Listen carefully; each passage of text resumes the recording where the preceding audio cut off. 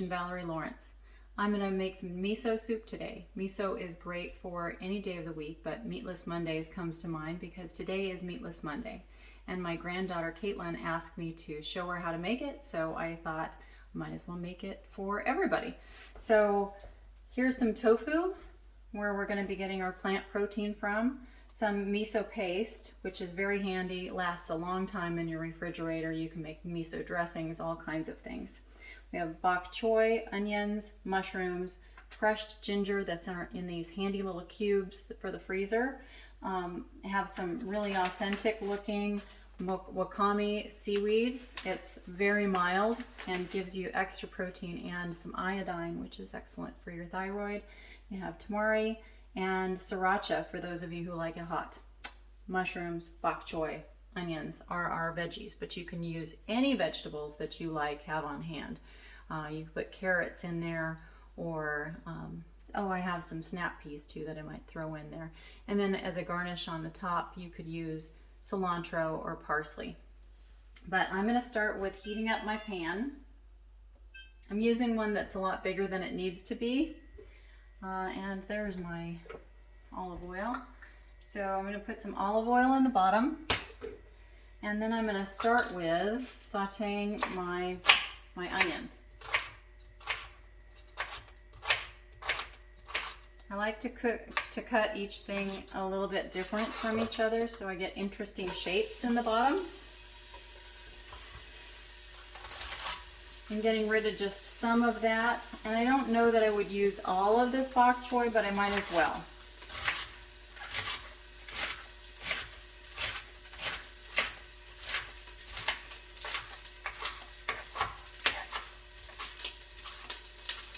I have the heat on medium-high. I can hear it's maybe a little bit too high, so I'm going to kick that down a little bit. I'm going to get something to stir it with. I don't want them to stick to the bottom of the pan. You can use green onions also. They're really good. Or you can omit the onions altogether if you don't like them.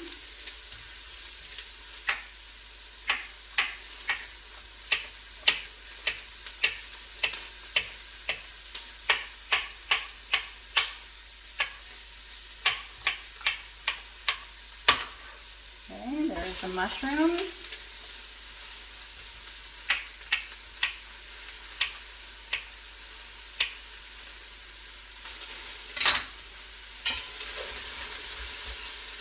I just think it tastes good to have that sauteed flavor. I'm going to give those a minute while I cut my tofu. You might not have done this before. Don't be intimidated. It's really easy and it's kind of fun because you get to play with your food. So tofu comes packed in water. Tofu is made from soybean, and I'm going to go drain this for a minute.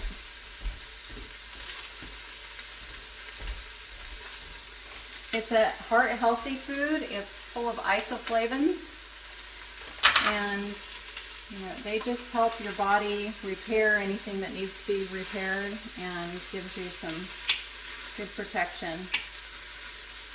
There are 8 grams of fiber in, 8 grams of plant protein in just this much.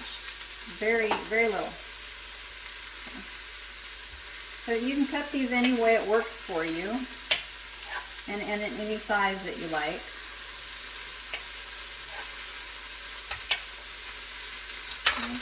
I kind of like them cubed, like that. Okay. I'm going to throw the tofu in there too. And I'm going to take a little bit of ginger. I'm using 2 little cubes.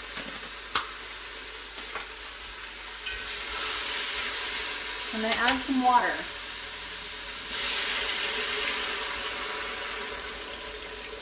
I'm going to add about 4 cups of water.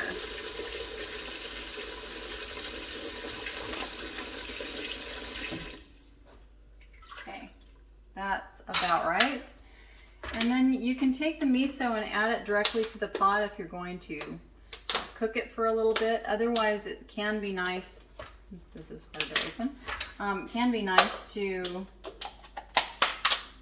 obviously it's new. No? Okay, I've been in there before. So I'm going to add 2 tablespoons of miso. And miso paste is also another one of those good plant proteins. It also has an umami flavor, which is kind of salty, kind of savory flavor, and makes miso soup so yummy. When it gets toward the end, which it's not really yet, I would definitely heat this for a few more minutes, maybe 15 minutes to cook the vegetables. Then just add about 1.5 tablespoons of seaweed. You can put in about 1 tablespoon of soy sauce and then adjust if you want to for yourself. And then I just put in a teeny bit of sriracha, or you could use red pepper flakes. And really that's all there is to making miso soup. And when you eat this, you're just going to be amazed. It's delicious. I hope you'll enjoy this recipe. Please let me know if you do.